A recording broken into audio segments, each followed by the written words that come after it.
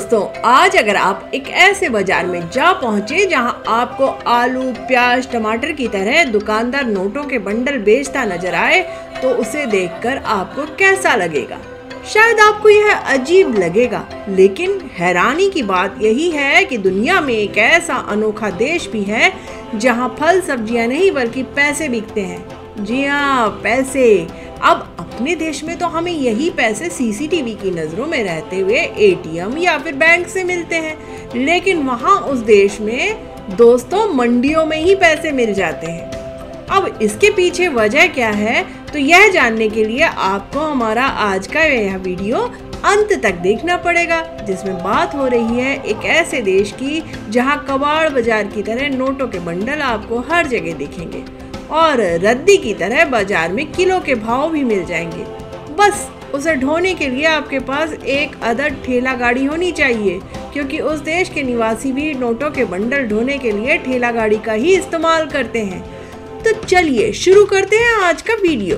दोस्तों, किसी भी देश की नींव उसकी करेंसी पर टिकी होती है। यही वजह है कि दुनिया के लगभग सभी देश अपने नोटों और सिक्कों को बड़ी हिफाजत के साथ बैंकों के लॉकर में रखते हैं। सिक्योरिटी का एक बड़ा तामझाम उसके लिए लगाया जाता है। लेकिन दुनिया में एक जगह ऐसी भी है जिसका नाम है सोमालीलैंड, जहां पैसा बंडल की शक्ल में शहर के सड़कों पर रद्दी की तरह पड़ा रहता है, और वह भी बिना किसी हिफाजत के। जगह जगह लोगों ने फुटपाथ पर अपनी दुकानें लगा रखी हैं। यहाँ वे यहाँ की करेंसी को डॉलर में एक्सचेंज करते हैं। अब आप यह मत समझिएगा कि यहाँ राम राज्य स्थापित है और किसी को भी पैसे का लोभ नहीं है। अब ऐसा क्यों है? इसके लिए हमें इस देश के इतिहास को जानना पड़ेगा, जिसके कोई 3-1 दशक पहले के समय में आपको हम लिए चलते हैं। तो दोस्तों, वह वक्त था साल 1991 का, जब उत्तरी अमेरिका में अदन की खाड़ी के पास मौजूद सोमालीलैंड सोमालिया से अलग होकर वजूद में आया। तब सोमालिया में अफरा तफरी का आलम था, मिलिशिया की बंदूकों का जंगल राज था और अलग अलग कबीलों की आपसी लड़ाई गृह युद्ध में बदल गई थी। दुनिया सोमालिया को ये समझकर भूल गई कि अब इस देश को टूटने से कोई नहीं बचा सकता। सरकार की अनुपस्थिति में अल शबाब नामक चरमपंथी संगठन उभरा, जिसने पूरे देश में दहशत मचा दी। उथल पुथल के दौरान सेंट्रल बैंक ऑफ सोमालिया भी बंद हो गया। खैर, अलग हुए भूभाग को यहाँ के लोगों ने अपना देश तो मान लिया, लेकिन दिक्कत ये हुई कि किसी भी दूसरे देश ने इसे मान्यता नहीं दी, और यकीन मानिए अभी तक भी इसे मान्यता नहीं मिली है।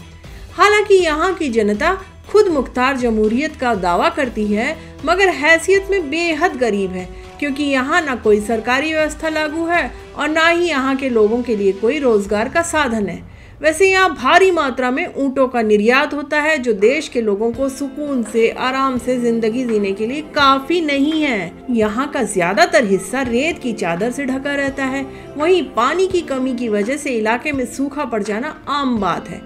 इसी का नतीजा है सोमालीलैंड में गरीबी का स्तर बहुत भयंकर है, और यहाँ की करेंसी का नाम है सोमालीलैंड शिलिंग, जिसकी वैल्यू चूरन में मिलने वाले नोट जितनी है। मगर यहाँ फिर भी सोमालीलैंड शिलिंग के 500 और 1000 के नोट ही चलते हैं। बताया जाता है कि एक अमेरिकन डॉलर के बदले 8500 से लेकर 9000 सोमालीलैंड शिलिंग के नोट मिल जाते हैं। वहीं अगर कोई $10 दे दे तो उसको नोटों की वैल्यू के हिसाब से नहीं, बल्कि किलो के हिसाब से शिलिंग दिए जाते हैं। वह भी 1-2 किलो नहीं, पूरे 50 किलो सोमालीलैंड शिलिंग।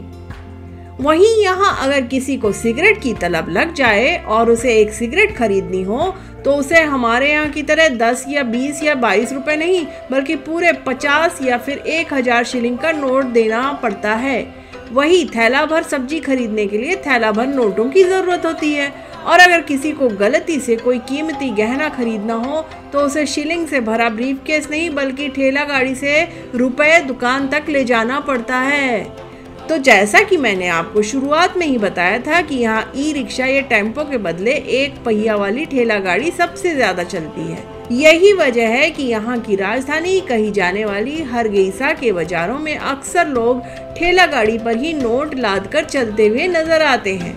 वैसे इस देश की एक खासियत भी है, यहाँ लगने वाली पैसों की मंडी सभी के लिए जहाँ कौतूहल बनी हुई है, तो वहीं यहाँ के लोग कैशलेस होने की दिशा में सबसे आगे चल रहे हैं, जिसके पीछे की वजह है यहाँ की करेंसी का डिवैल्यूएशन होना और करेंसी के रद्दी में तब्दील होने की वजह से लोग पेमेंट कैशलेस करने में ही भलाई समझते हैं।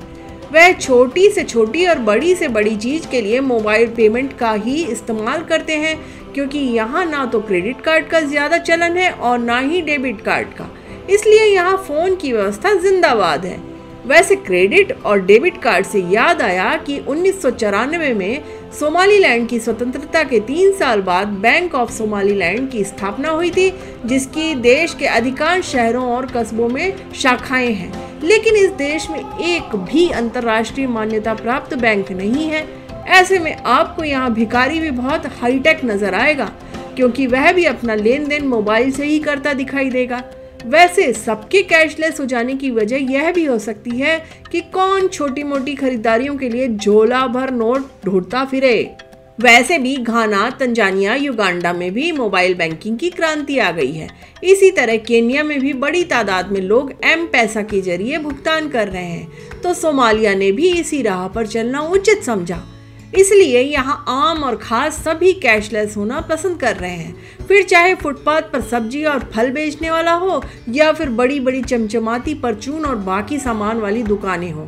कहीं भी चले जाएं, बस अपने मोबाइल से दुकानदार के मोबाइल पर या फिर QR कोड से पैसे ट्रांसफर करना शुरू हो चुका है। अब आप कहेंगे कि कैशलेस हो जाना कौन सी बड़ी बात है, हमारे देश में भी तो अधिकतर लोग अब अपने मोबाइल के जरिए ही ज्यादातर ट्रांजैक्शन कर रहे हैं। लेकिन सोमालीलैंड के संदर्भ में यह बात इसलिए उल्लेखनीय है क्योंकि यहाँ के ज्यादातर लोग निरक्षर हैं, यानी अनपढ़ हैं या फिर कम पढ़े लिखे हैं, क्योंकि आज भी यहाँ पर लोगों के लिए पढ़ाई लिखाई का ज्यादा महत्व नहीं है। इस छोटे से देश में रोजगार मिलना एक बड़ी समस्या है। यहाँ के लोग मछली पालन और छोटे मोटे कामों में लगे रहते हैं, जिसमें उनकी सिर्फ आजीविका चलती है। हाँ, यह देश अपने टूरिज्म सेक्टर पर ही अधिक निर्भर है। बताया जाता है कि सोमालिया में बीचेस और काफी रहस्यमयी गुफाएं और जंगल हैं, जिस पर शोध चलता रहता है और शोध से जुड़े हुए लोग आए दिन यहाँ आते जाते रहते हैं। यहाँ के लासगील के उत्तर पश्चिमी सोमालिया में गुफाओं और चट्टानों के आश्रय का एक परिसर है। उनकी चट्टान कला के लिए प्रसिद्ध गुफाएं यहाँ की राजधानी हरगेसा के बाहरी इलाके में एक ग्रामीण इलाके में स्थित हैं। तो चलिए दोस्तों, सोमालीलैंड की पैसों की मंडी की जानकारी देने वाला यह वीडियो यहीं खत्म होता है। उम्मीद है आपको यह पसंद आया होगा। आप हमें अपने जेन्युइन रिव्यू हमें कमेंट करके बता सकते हैं, और हाँ, इस वीडियो को लाइक करने के साथ आप इसे शेयर करना बिल्कुल ना भूलें। साथ ही अगर आपने अभी तक हमारे चैनल को सब्सक्राइब नहीं किया है तो वह भी तुरंत कर लीजिए और बेल आइकन को भी प्रेस कर दें, ताकि हमारे नोटिफिकेशन आप तक जल्द से जल्द पहुंच जाएं। राम राम दोस्तों।